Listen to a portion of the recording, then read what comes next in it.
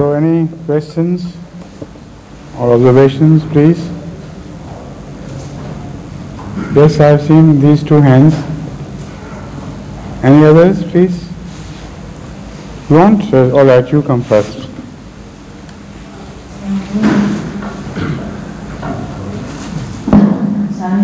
Wa alaikum salam wa rahmatullah. Do you have any evolution?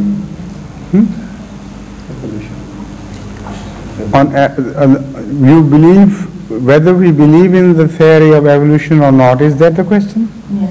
Yes, we believe. Can you point out to most of our Muslim friends they don't believe in it? So how do you convince them? Convince whom? My Muslim friends. You know, everything indicates towards a progressive development of things. Not only the life on earth, but every form of existence that we know of. Scientifically it can be proved beyond doubt. And they believe in those theories, they believe in whatever the scientists tell them, and even if they don't believe, it can be proved like 2 and 2 make 4. So how can they conceive the act of nature to be against the word of God? Unless they believe in duality of Godhood, unless they believe there are two gods, one who created nature and the other who created the Holy Quran. So they clash with each other. This is not possible. If he is one and the same person, how could he forget what he had made and how he made it and contradicted it in his word? So for you it is quite enough to present the case in this manner. Otherwise, if you begin to prove the existence of evolution and how it took place, you will have to refer to so many verses of the Holy Quran. You may not have enough mastery over the subject matter of those verses so that you can weave them into one whole. So this is a difficult process for you at your age and at your knowledge. So I think the best way I can suggest for you is the one that is already done. They believe in one part of evolution, but they do not believe in that we came from monkeys or ants, or not from Whether you came from? Monkeys and ants. Well, that concept of monkeys having turned into human beings like that is no longer valid. Number one, the process of evolution is so slow and is divided up into so many steps that it's impossible to say that a monkey got turned into man. This is no longer possible. Does he believe in the goodness of the flesh of hen or not? Ask him. Or goodness of any flesh or any food.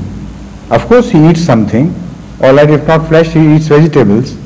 Does he believe in the vegetables or not? Yes, he does. He can eat them without any scruples or hesitations. Yes. No? Yet what they are fed with in some places, that's pure filth. It is that filth turned into that vegetable.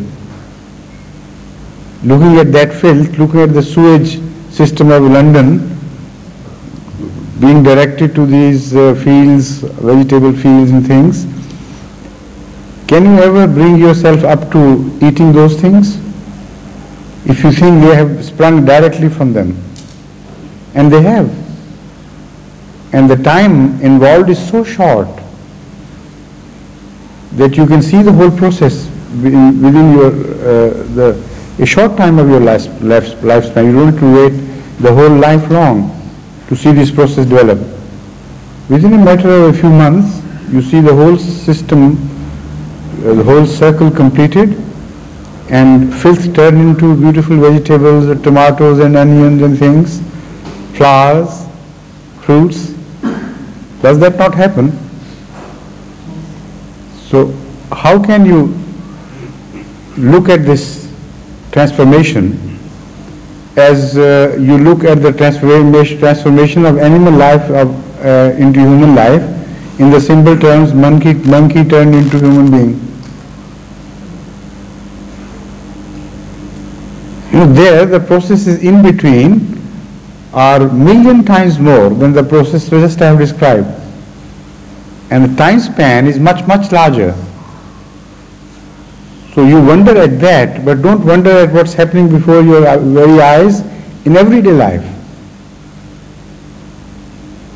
You understand the point or no? All right.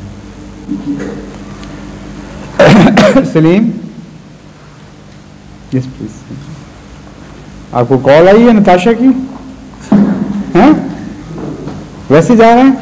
अच्छा। In the Holy Quran, it is said that Allah waliyul amanu yukhrijuhum min al-zulumati ila an-nur wal-ladhina kafaru awliya'uhum at-taghut yukhrijunahum min an-nur ila al-zulumati ulaika ashabun nar fiha khalidun. According to my understanding, the two groups are discussed in this verse. Mu'min and kafir, and the origin seems to be for mu'min is that they start from zulumat and they are taken into nur, and for kafir they are in the beginning in the nur and they are taken into zulumat. He's not so. He's not correct.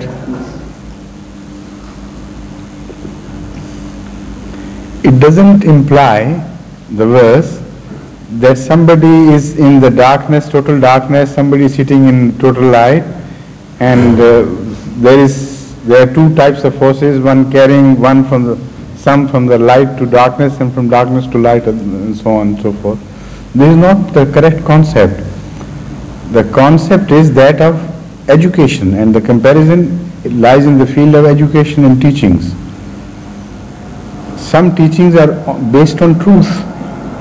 So if you call somebody towards that teaching, that is calling towards light. From lack of light means people who are not aware of such teachings. Even if they are aware of that teaching, to invite them to a better form of that, more developed form of that, the same teaching that is light, would be tantamount to bringing them from darkness to light, that is in comparative terms. So that doesn't mean that they are evil people. The Holy Quran clearly declares that good, noble people are found in every religion, such as their reward would be with Allah. There are people who love Allah, yet they are not Muslims. So the Holy Quran does not totally reject a religion or the mankind outside Islam entirely. The Holy Quran is based on reality, on truth. So those are also called towards the Holy Quran who are in comparative darkness, not that they are evil people. So when you translate these verses into people against people, group of people sitting here, leaving that place and joining the other group, then it becomes rather difficult. You think everybody who is being invited to the Holy Quran is in total darkness. This is not correct. We know in Islam there are many muwahideen prior to their Islam who were pious, honest, straightforward people and who believed in the indivisible unity of God, and they were upright. Islam took them from there and carried them to much greater heights. So there, light versus nur is a comparative study from an inferior position to a higher position, from a less lighted area to a more lighted area. On the other hand, if from fully light area, you move into a less lighted area. Although there would be some light there, yet your motion will be from light to darkness. And that is the comparative, relative study. You must have experienced in the midsummer days of Pakistan, when you sit shut in your rooms during the heat of the day, when it's at maximum, you walk out, you can see within that room all right. And it's not difficult to see, there is light enough. But when you walk out, you can't open your eyes, there is such brightness. And those people who walk from that light into your room, they are also blinded. They think they have been ushered into total darkness. They can't see anything for a while. So after a while, you begin to notice this and that, and there is Salim nodding his head, that sort of thing. So that is the phenomena of ushering one from light to darkness and darkness to light. Not that one area is totally dark and one entirely bright, because there are no absolute darknesses and absolute lights in religious terminologies, except for God. God is the only absolute light, and the rest is comparatively dark. Yes, please.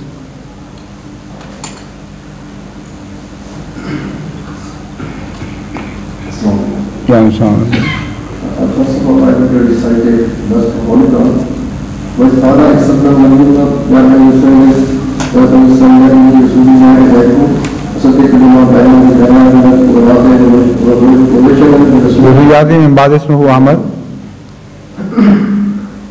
Then Jesus, the son of Mary, said, O children of Israel, verily I am the apostle of God, sent unto you, to tell me that which is before me of the Torah, and bring glad tidings of a person who shall come after me, and whose name shall be honored.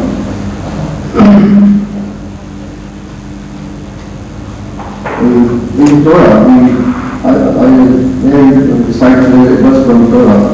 I raised them up a prophet from among their brethren like unto thee, and then put my word in his mouth, and he shall speak unto them all that I shall command him. And it shall come to pass that whosoever will not hearken unto my word, which he shall speak in my name, I will gladly condemn the Torah chapter 18, verse 18 actually. And in the Bible, and I will ask the Father that he shall give you another regulator, that he may stay with you forever. John 14:16, etc. As I have produced by having the registered of the above said verses from the three holy books, the Jesus is confirming the professions of Torah, and in the Torah there is the profession of Muhammad, and the apostle will come like me. He means to say that the Lord of the prophet will come like me. But Jesus is giving us another glad tidings of a messenger who will come after him, and moreover his name will be Ahmad. When this prophecy only applies, the coming Messiah applies to him as a corollary. What do you mean by applies to him as a corollary? That would be one and the same thing. Application directly or through corollary. There is no difference. Corollary is the side is not right. No. Corollary is a direct inference of a situation which you draw from that situation. Logical conclusion of a situation is called corollary. I think that does apply according to my opinion, that does apply only. What you perhaps if I'm wrong, you better correct me. Perhaps you want to find out if initially this prophecy applies to Hazrat Muhammad Mustafa sallallahu alaihi wasallam, and through him reflectively it also applies to Hazrat Masih Maud alayhi salatu wassalam, or does it apply directly to Hazrat Masih Maud alayhi salatu wassalam? Is that what you want to know? So please sit down. You can sit down. I have already discussed this matter here before, but briefly I'll answer it again, this question. The fact is that all these prophecies of Hazrat Musa alayhi salatu wassalam and Hazrat Isa alayhi salatu wassalam initially applied to Hazrat sallallahu alayhi wasallam. Hazrat Rasul Kareem sallallahu alayhi wasallam had two names, one Muhammad and one Ahmad. If Bible spoke of Muhammad alone, the Old Testament I mean, where is the evidence of his being an Ahmad as predicted in the earlier scripts? Nowhere, unless you go to the New Testament and find the word Ahmad Farqalit mentioned therein. So unless you initially apply this to Muhammad sallallahu alaihi wasallam, part of him would be missing as mentioned in the earlier scriptures. That is his Ahmad aspect. The attribute of Ahmadiyyat in him would not be mentioned, would be totally lacking in the earlier scriptures. This is not possible. In fact, Hazrat Masih mentioned Hazrat sallallahu alaihi wasallam more than once. But by name here in the prophecy of Farqalit. So I am quite certain, there is not the least doubt in my mind, that initially this prophecy of Injil applies to Hazrat sallallahu alaihi wasallam. Hazrat sallallahu alaihi wasallam had to have a second manifestation according to the Holy Quran, directly telling us without any ambiguity that Hazrat sallallahu alaihi wasallam would have a second advent, second coming, وَآخَرِينَ مِنْهُمْ لَمَّا يَلْحَقُوا بِهِمْ. He would appear in the latter days among the latter people, those who have not yet joined the earlier ones. So there, positively, the reappearance of Muhammad sallallahu alaihi wasallam has been mentioned. In what form shall he appear? In his earlier totality or only in part manifestation?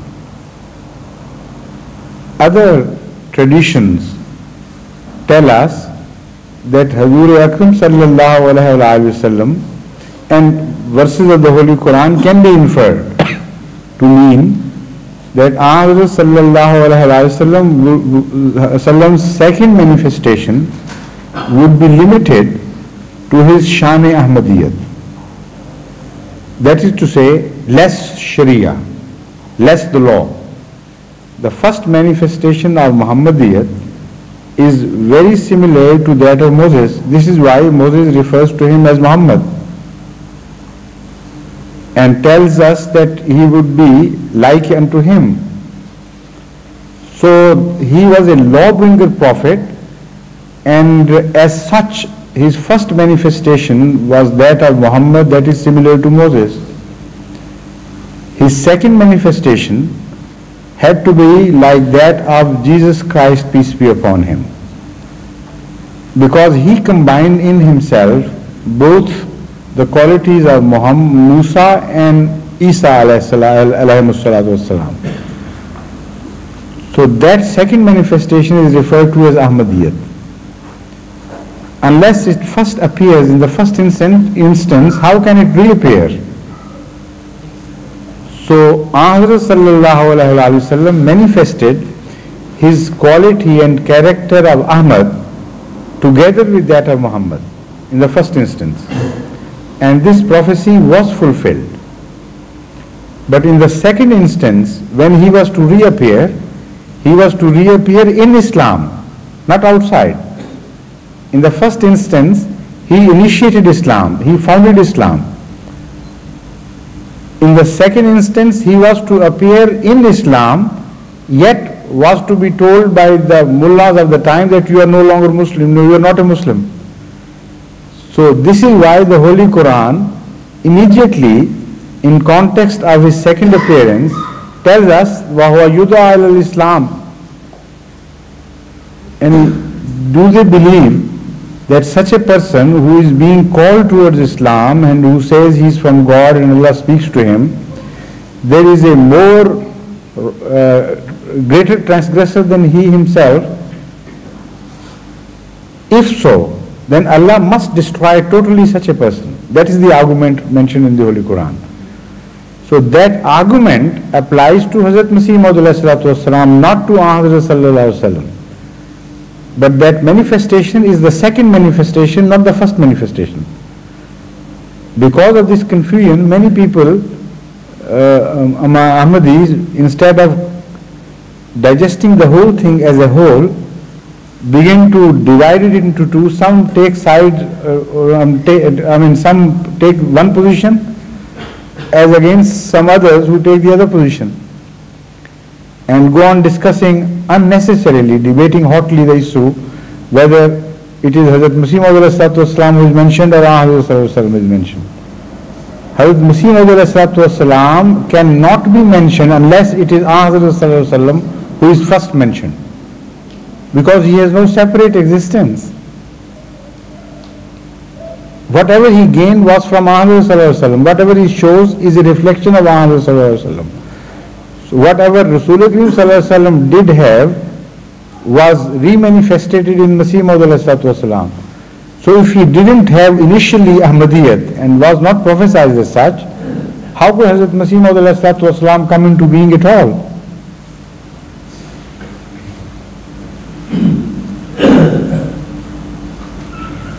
Is that what you wanted to understand? But yet you are not satisfied fully. I have understood that there are two flat ideas. One is given by Moses and this other one is given by... This is what I have told you. Because he is creator. No, there is no difference of opinion. There is no difference of opinion. The first is by Moses and the second is by Hazrat Masih. Hazrat Masih was to speak. Now again there is a beauty in this. Hazrat sallallahu alaihi wasallam was so great that he could not be fully comprehended, entirely comprehended either by Moses or by Hazrat Isa alayhi salatu wasalam. Moses understood him only that much, which was closer to him in personality and character and appearance and so on.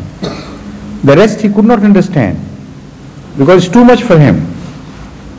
Hazrat Isa alayhi salatu wasalam understood to him in his own mirror.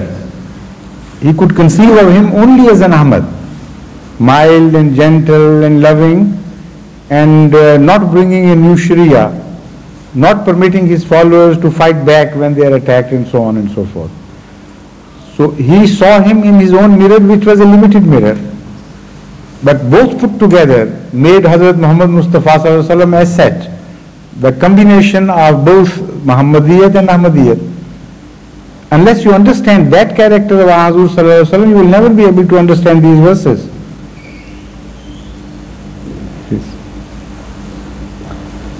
Yes, Sajjad.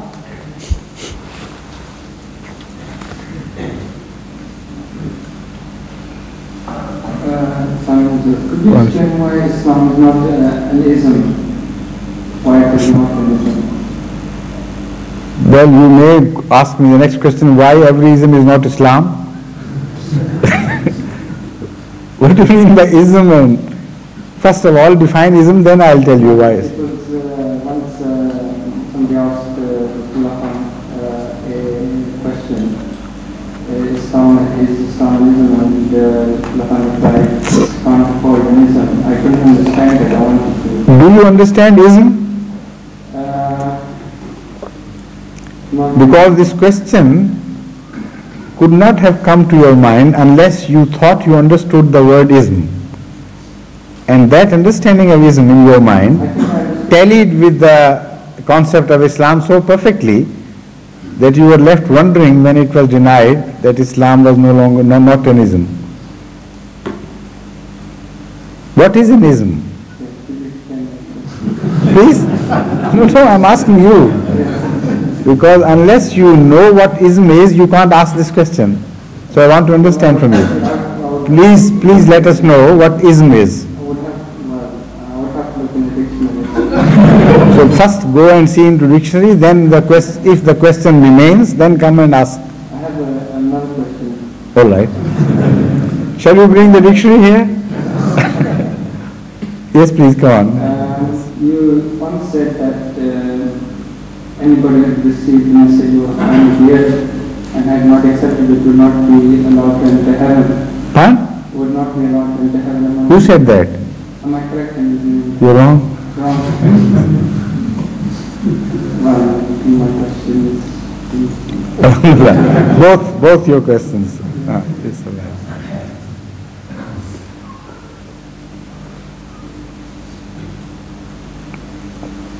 Yes, please, Mr. Ado. You also want? Yes.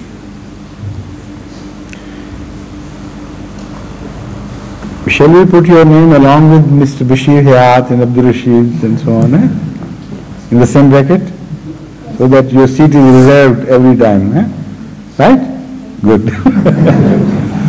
Yes, please, Mr.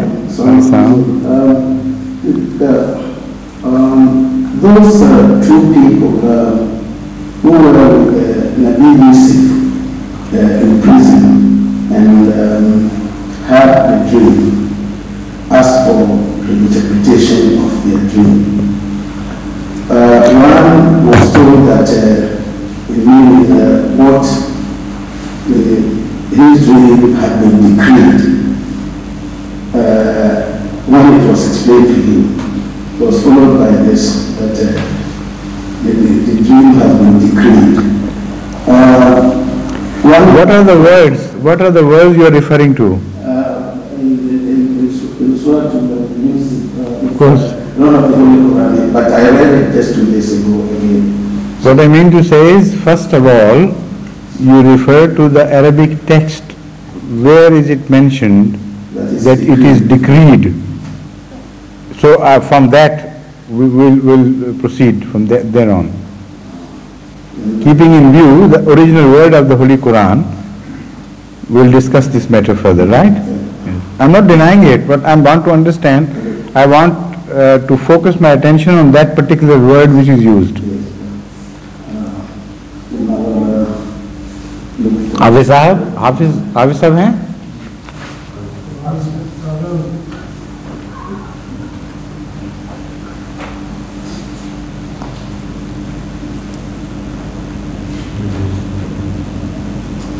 तस्तफ्तियान वाली जो आयत है ना,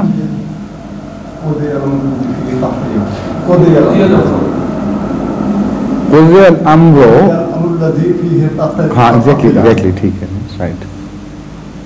So this is what is the why I wanted to find out the exact word. Quziya here refers to Hazrat Yusuf alayhi salatu wasalam's act of explaining these dreams.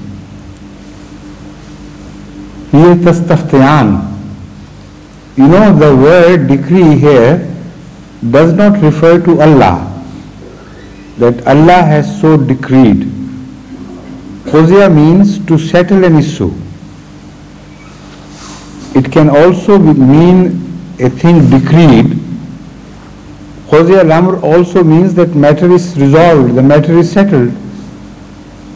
So here Hazrat Yusuf alayhi salatu wasalam is addressing those two gentlemen who asked the meaning of their dream, and tells them, now that I have told them the interpretation, this issue has been resolved. The issue about which you were asking questions, this has been positively mentioned.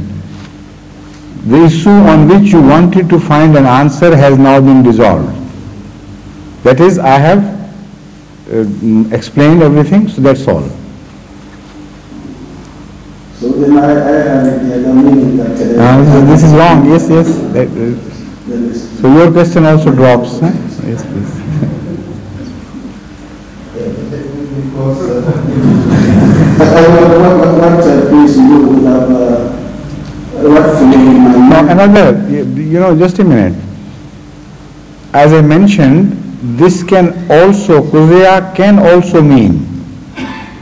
So I am not obviating the possibility that this verse could be interpreted as such. Quzaya can refer to both. It may also mean, as you first thought, but I interpret it like I have just mentioned, that Yusuf is just telling them that this was the issue which we kept dangling for a while. Now that I have explained everything to you, that matter is settled. But it also may mean, because Quzaya is a style of expression, is a type of expression which does not mention the subject. It is majhul. So which means the subject of this verb could be Hazrat Yusuf alayhi salatu wasalam. From him it is settled. And could also be God. That is to say, then the word decree can be used. The issue on which you were inquiring is decreed by God. So, if somebody translates it like this and interprets it, you can't say you have done it wrongly. I mean, you have no justification. Because it's left open, so anyone can translate it rightfully as such as perhaps you read in some translation. In that case, the question will be raised, of course. So if you want to ask that question based on somebody else's interpretation, you can. So then, if it's this interpretation of this, yes, exactly. That Yusuf alayhi salatu wasalam told them that this matter has been decreed by God. That's right, yes. And then what struck me was that why they didn't, he didn't immediately, unless he didn't realize he was a prophet of God, that he didn't immediately ask for prayers to be said as if something can be done about it for him. So that shows that it could as well mean this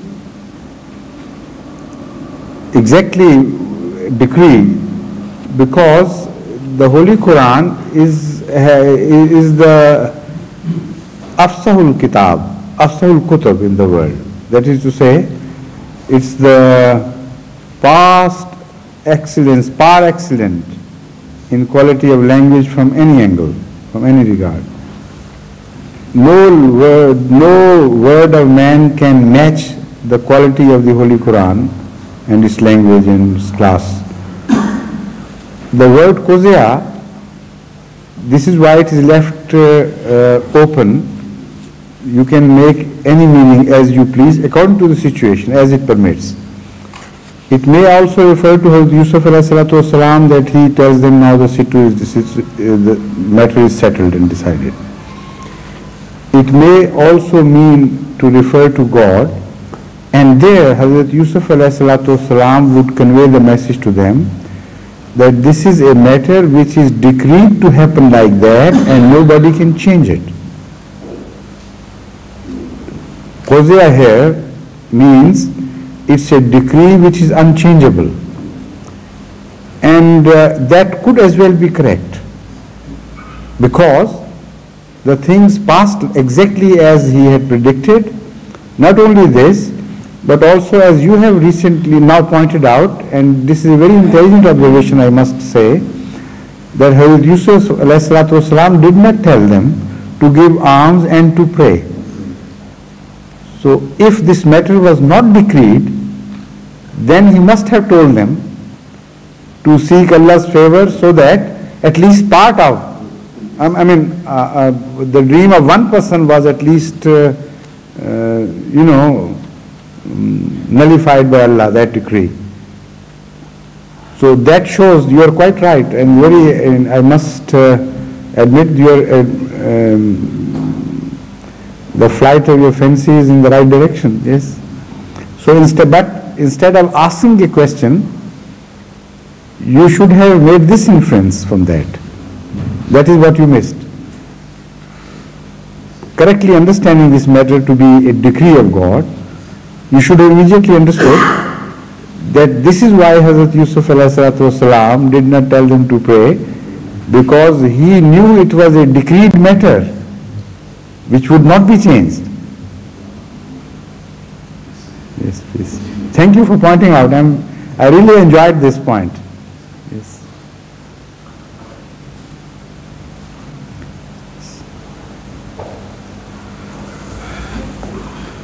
Yes, please. Sonari Sahib. But I think your son raised his hand first. With your permission, we should call him first, please. Eh? Yes, come on.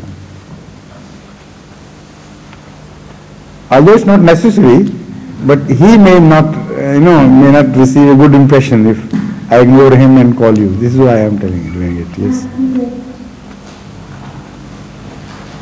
I said I sent that letter to President Frederick. You did? Yes. Very good, beautiful. Are you going to read that letter to us? Yes, I'll Please, yes. Come closer to the microphone. In the name of Allah, most gracious, ever merciful. Dear President Frederick, I am sending this letter in sympathy of the spiritual challenge lined up. I am 10 years old and living in London. I saw all the pictures of television of the accident and was very shocked and sad. I can understand the problem it has put to you and the loss of one of the most wanted missions. I feel that it has humbled us all, as we are not perfect, and such a disaster has given us a lesson to be humble. Whenever there is a project, big or small, pray to God Almighty. He has created you and your people. God will be with you and shall reward you with success. Always remember, nothing will go right for you without the help of God Almighty, Creator of us all. Thank you. Very good letter. Beautiful. Allah bless you. Huh? Yes, now, yes. In the Christian 10 Commandments, in the 10th Commandment it says that keep the Sabbath day as a rest. Why is that? 7? Sabbath. Keep the Sabbath. No, but what is the question of good fellow? Why? They say that the commandment says to keep the seventh day as a Sabbath. Why that commandment was given? What's the purpose of that? Why initially Sabbath was, there is a little confusion in my mind. What actually you want to find out? Why Sabbath was appointed to be the seventh day, is that the question? Or why there had to be any Sabbath at all? What do you want to find out? Are you against the institution of Sabbath in the sense that you don't understand the necessity of appointing any day as Sabbath, or you are just wondering why the seventh day was chosen to be that of Sabbath? The second? The first? Why Sabbath at all? Why Sabbath at all? Sabbath is just like Jummah to us. Have you ever wondered why Jummah at all? No? Why not? I am asking you, why Jummah at all? What is special about Jummah? Why do you have Jummah ceremony? I mean, why is it necessary? It's to bring everyone to think about You think it's a useful, beneficial day? You think it's a useful, beneficial institution because it helps you become more religious and understand things and worship God and get together and listen to a sermon and things. So, half the day is off for you. All these things are good. And Jummah is a very useful, beneficial institution. Do you believe in that? The same is exactly the position of Sabbath with the Jews. Comparatively, they find themselves in the same relationship to Sabbath as we find ourselves in relationship to Jummah. So no wise, because you already understand. You understand now? You understand Sabbath or not? You're all right. Good. Yes, please. Now the father, please.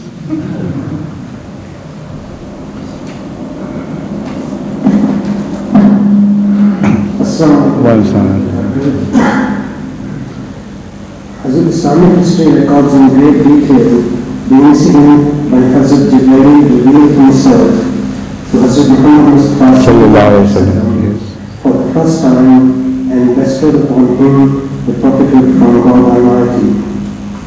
Keeping that in mind, may I request you, Hazrat, to please relate to us. Did you have any information from God before becoming Khalifa that you are being prepared for his high office? B. What went through your heart and mind in Masjid Mubarak when in an instant God bestowed Khilafat on you? The second part of your question has already been answered by me during my first address. Immediately after that, when I addressed the people, what possessed me at that moment, I explained myself. That was not a prepared speech or lecture or anything. That is exactly how I felt. It was not a sentimental moment at all then. It was a moment of grave responsibility and extreme serious-mindedness. So whatever came to me at that moment, I explained. You know, if a man should prepare a speech for such occasions, he should be very sentimental and do this and that. This is all artificial and superficial. In such a grave moment, what comes to one's mind is just the responsibility, that's all. Every other thought just disappears. All things like showing a sort of humility and everything, they don't mean anything anymore. Just the thought of that responsibility, and what comes foremost is what one discusses at the moment. So there the first thought was that of establishment of adl. And justice is to be established in every regard. And that was what possessed me at that moment.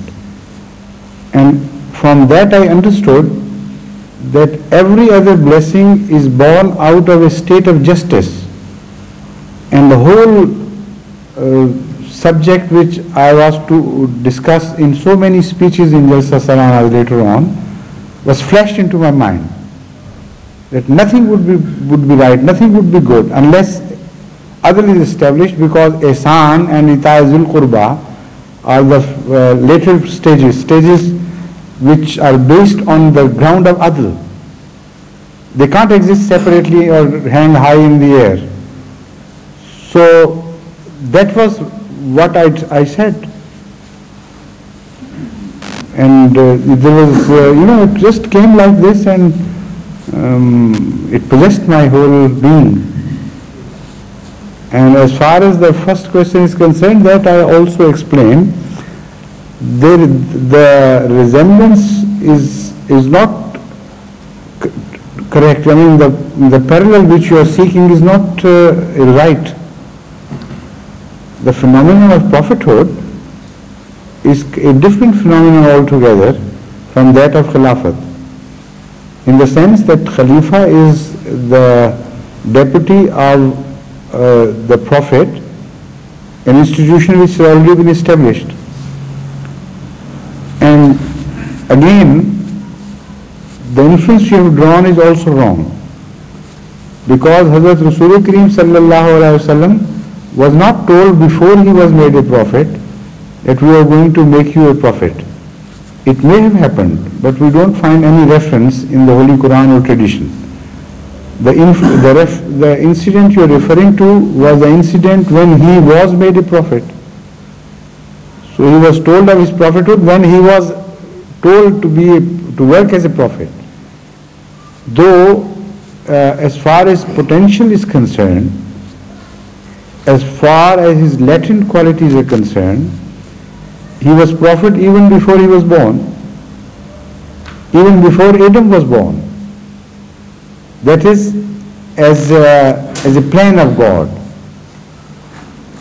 as the qualities inherent in the whole scheme of things. He was the prophet of God. So looking at different angles, from different angles the answer would be different. So as far as his first conscious knowledge, our responsibility was concerned, he was told that at that moment in Ghar Hira, as you have just mentioned. And he was not told previously. But signs appeared which he would not interpret out of humility or out of some other reasons. He never thought himself to be a prophet. But signs did appear right from childhood, when his chest was opened and his heart was washed and put back. That is a kashf, a very high order that was shown to him. That was a very positive sign of his future prophethood. But he would not interpret it to be like that. Similarly, I related a dream of mine which was a sign, of course, very clear, but which I would interpret otherwise. And some other dreams were also indicating to that, but it was impossible for me to translate it, to interpret those dreams as what was going to happen. And so in no sense I told that dream to Hazrat Khalifatul Masih Salis, one of those dreams, and asked for his interpretation, and he kept quiet. He must have understood, otherwise he should have interpreted it immediately. He just smiled and kept quiet.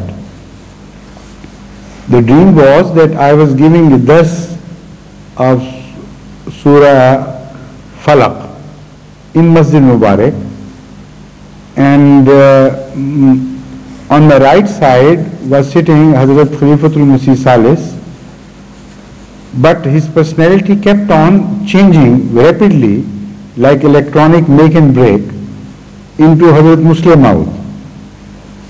And in flashes they came and went. There was Mirza Nasir Ahmad and Mirza Mahmud Ahmad, like that, And they were looking at me with such benign expressions on their face, and nodding approvingly of how I explained the Holy Quran to the gathering there. I felt extremely embarrassed and awkward that in presence of one Khalifa, not only one Khalifa, but a Khalifa who is taking form of a Muslim Maud alternately, I am explaining things, and I felt very, very, very, worried whether I will be right or wrong. So I kept looking askance at them, or one person as I saw him, changing into another. So whether I call it them or one, I don't know. But anyway, you know what I mean. So when I looked at him or at them, I was so satisfied at the expression of content and the benign smile that was appearing on the faces of both these changing personalities. So when I related this dream to Hazrat Khalifatul Masih Salis, he just smiles and slightly turned his face in one direction, perhaps to hide his expression, whatever it was, and did not answer. So because he did not choose to answer, I did not repeat. But later on, I very clearly understood that this was obviously the meaning of that dream.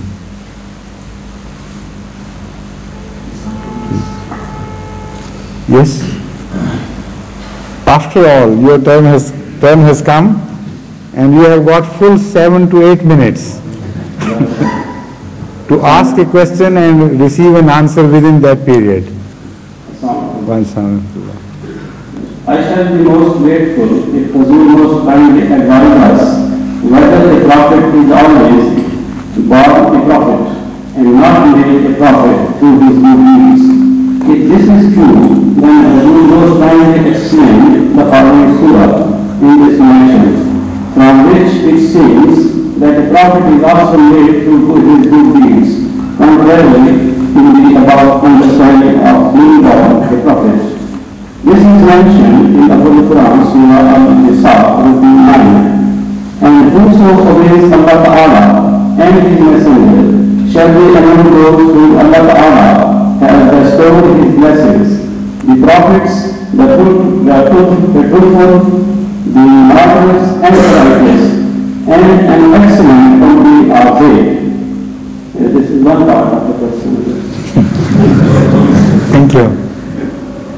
The fact is that it is commonly and correctly understood that Nabuwwat is not kasbi, that is an earned office, but it is wahbi, that is to say it is a gift from Allah. And because people do not fully comprehend the meaning of kasb as relation to wahab in this context, they get confused and got split up into two groups. Some believe and debate the issue that it could not be Wahbi because a prophet has to earn prophethood somehow by doing good deeds. And the verse you have quoted supports their view. The others say then it is not an inam, it is not a favor from Allah, and Allah can be forced into giving anybody prophethood if he so acts. So they say we don't believe in it. This is fazl. Repeatedly the Holy Quran mentions it to be a fazl and an inam and so on and so forth. But the verse which you have quoted should have solved the issue once and for all for these debaters. Here every status is called an inam. That is to say, you do not even earn salihiyat, the very first stage of righteousness. You do not earn shahadat either. You do not earn the highest stage of righteousness, which is called siddiqiyat. And you do not earn prophethood. Yet, you are only bestowed these things when you act in a certain manner, and that manner is you believe and follow Allah and follow His Prophet Muhammad, peace be upon him. So it's a perfect balance of both these things. One is not obviated at the cost of other. Both are present and well balanced. From this we understand that prophethood requires justification. Allah will not make anybody a prophet unless his actions, his deeds, his views, his orientation all justify that he deserves that office. So there the word earning will be inappropriate, but the word deserving is the appropriate word. Allah will not bestow His favors to a non-deserving person. Whether that favor be called prophethood or siddiqiyat or shahadat or salihiyat. So what is that he has to do to deserve a thing? That is not earning. You don't earn a prize. If you become first in your class, it is not automatic that you should be given a prize or two prizes or many prizes. You have just stood first and that's enough. If nobody gives you a prize, he has not violated the rules of justice at all. But if somebody gives you a prize, if you have stood first, then you would say you deserved it. And if a third-rate student is preferred over you and given that prize, you would say that he is also given a prize, but he did not deserve it. So why do you consider Allah to be deciding in favor of those who do not deserve? So Allah had to make it clear to us that of course they are prizes, they are gifts from me, but the gifts I bestow upon the deserving, not non-deserving. And this is the manner how you may deserve these gifts. The manner has been unfolded in the verse you have just quoted.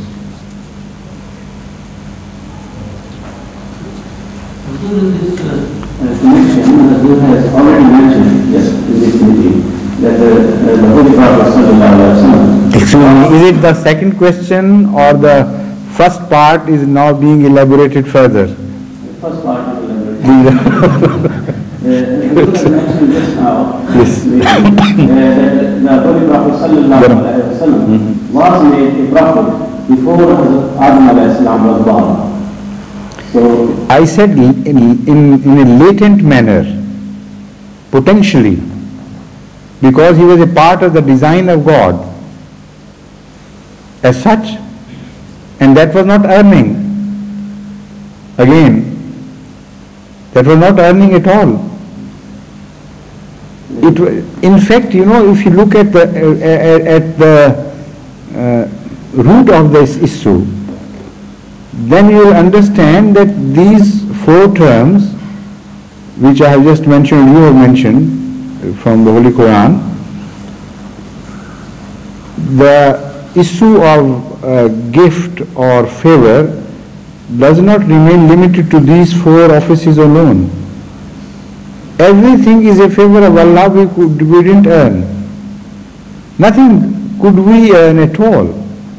Hazrat Masih Maud has mentioned in one simple line, सब कुछ तेरी अता है, घर से तो कुछ न लाए. What have we brought from our home? We had no home. We had no existence. Everything is your ata. What Ghalib expressed in two lines, in a more simple and deeper way, Hazrat Masih Maud has expressed in one line. सब कुछ तेरी अता है, घर से तो कुछ न लाए. Now this is the most beautiful expression, घर से तो कुछ न लाए. You can't beat it in simplicity, in excellence of quality, in depth of meaning, in width of meaning. It's most wonderful expression.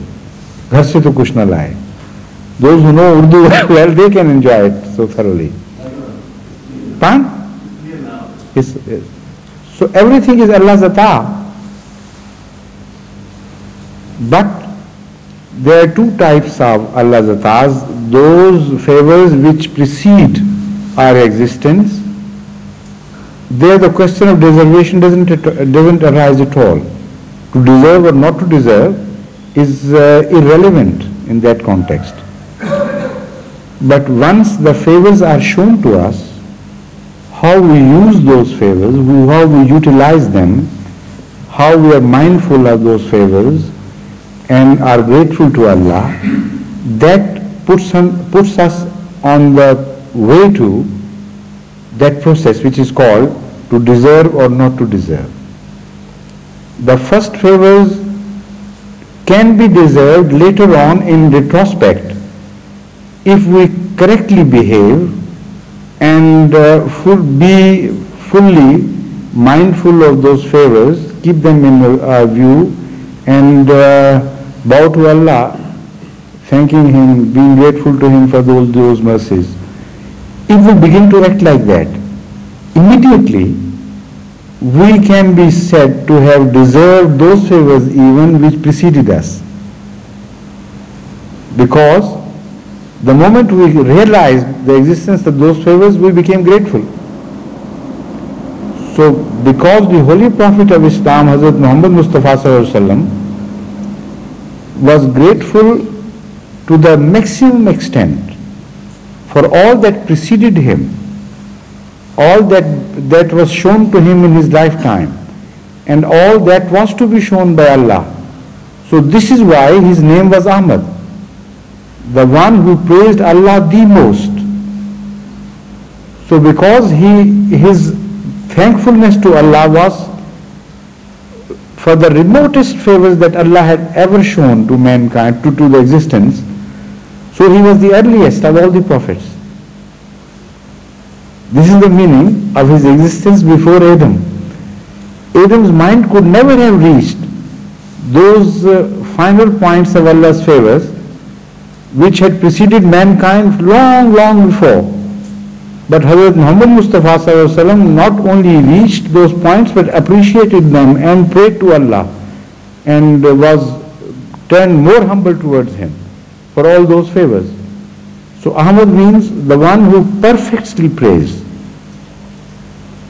who praises so comprehensively that doesn't leave any aspect of the praise out. So in time, if you go back, then you understand the true status of Muhammad Sallallahu Alaihi Wasallam. Then this does not remain any longer a tall claim by any other follower of a religion. Such a claim can be made. Such claims are called tall claims. But when you go into the depth of this statement and understand this statement in relation to Muhammad Sallallahu Alaihi Wasallam's personality and character, his vision, his wisdom, his gratitude to Allah, his humility, then you immediately begin to see light what it means. So, Muhammad Sallallahu Alaihi Wasallam deserved these things because he was most mindful and most grateful for all these things. Because he deserved most, so his status was the highest and the greatest. So that relationship got established even much after the things began to happen. Muhammad came later in time. Yet when you understand the full phenomena, then you realize that he deserved even those things which had long preceded him. And because he deserved them, so he deserved the greatest honor. What is the second part of the first question?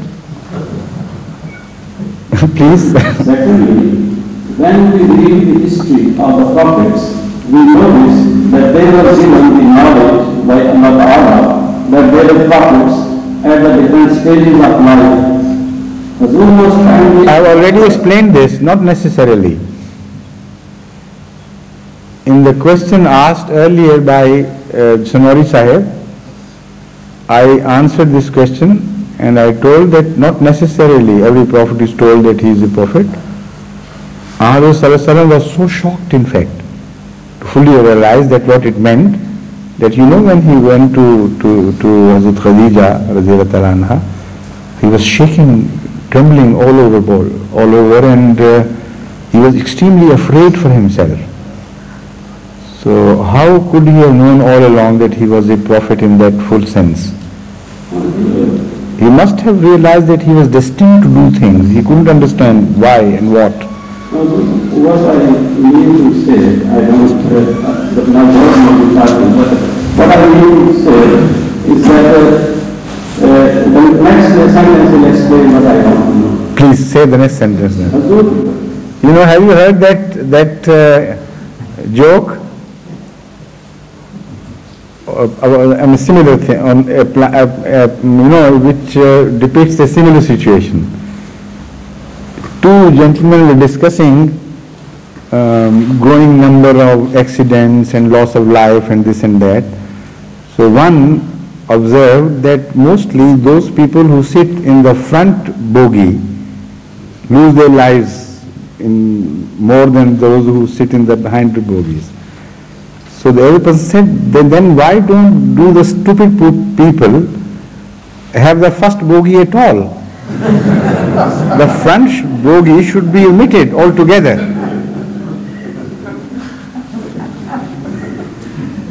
So your second bogie should have been kept and the first bogey should have been omitted. It was unnecessarily lengthy. Hazur was kindly advise us what was the shortest period in the lives of the prophets before they were restored in the prophethood. What was the shortest period of life when they were restored in the prophethood? Shortest period of life? Age, I believe. Youngest, I'm sorry, that's quite right. Yes.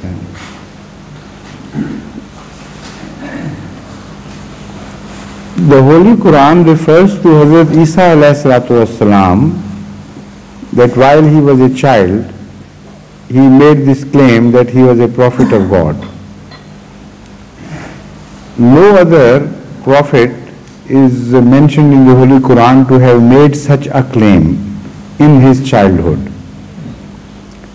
But we know from history, from the facts of his life, that he declared himself to be a prophet meaningfully and purposefully to the rest of the people after he had reached the age of about 30 or so. And the whole, the entire hostility started from then on. So that means that first part of the Holy Quran has to be interpreted in a manner that it is not contradictory to the facts of history. Or on the other hand, we must believe that the history is wrong. Hazrat Isa alayhi salatu wasalam was shown that hostility right from the point of childhood, and he was opposed and he was beaten up, and his followers were also beaten up until he reached the ripe age of 30, and then he was shown hostility at a greater pace and ultimately put to cross at 33. Now, this is inconceivable. And also it is inconceivable that he had made the claim to be a prophet when he was a mere child, and yet nobody believed in him until when he reached the age of 30, and then people, one or two, one after the other, started believing in him. That is also inconceivable. You can't see in the history of prophethood such a big gap of total rejection by the people. So that shows that Hazrat Isa alayhi salatu wasalam must have been shown certain dreams during his childhood, which he used to relate to his mother or dear ones. It was not a definite claim made, or to those who paid visit to them. Sometimes children see past dreams and mothers with pride present them to their guests to relate those dreams to them, and they say, yes, we saw this and we saw that, and they all say that this is a very pious child. So as I conceive things, something of that nature must have happened.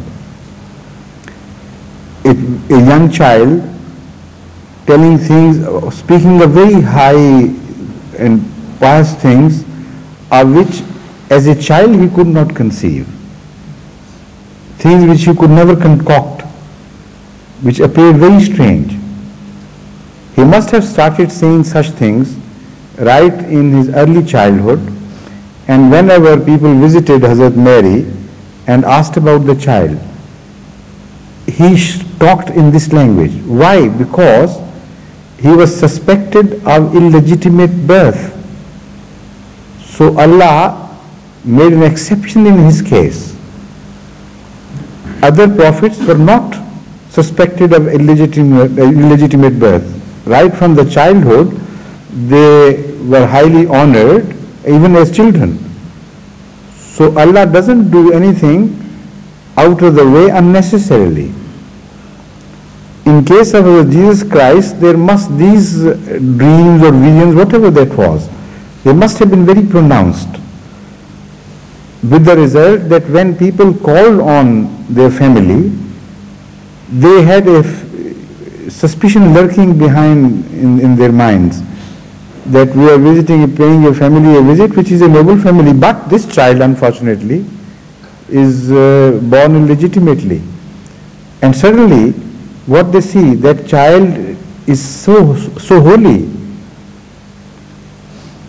so pious, he talks of pious things, he speaks of Allah's addresses to him and visions and things. So that happened not like we witness in ordinary child. I just gave that example to make you understand. Such things also happen to ordinary children, that they see good dreams and they begin to relate. That was just to make you understand things. But that is not totally at par with Hazrat Isa ﷺ's experience.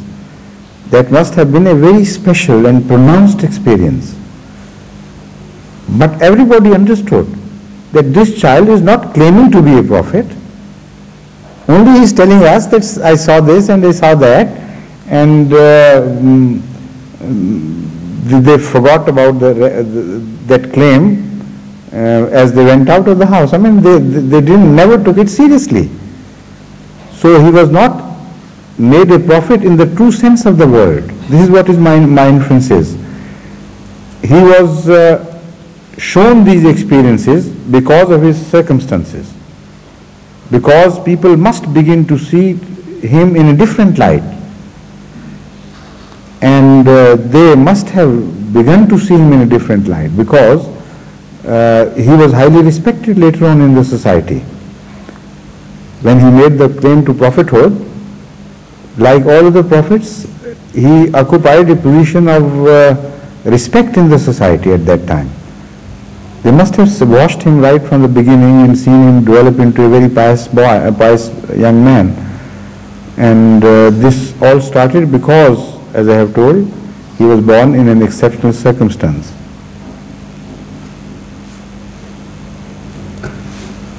There is no complimentary question to this, I hope. Yeah? One prophet, but my question was regarding some other prophets. That I have already told you, that in the Holy Quran we do not find any reference to any other prophet who began to declare his prophethood in so many words right from his childhood. My question? Not right from childhood, at the time of his childhood, I should have said, yes. No, this was my question, but I wanted to know certain Ibrahim, Al-Islam, or other prophets, they came prophets, they knew that they were prophets. Who told you? Who told you? They were not prophets. This is not what you said. You said they knew they were prophets. Didn't you say that? They were made prophets. No. Let's first finish with what you have said. Just said. You just said that Hazrat Ibrahim ﷺ and others, right from the childhood, knew that they were prophets.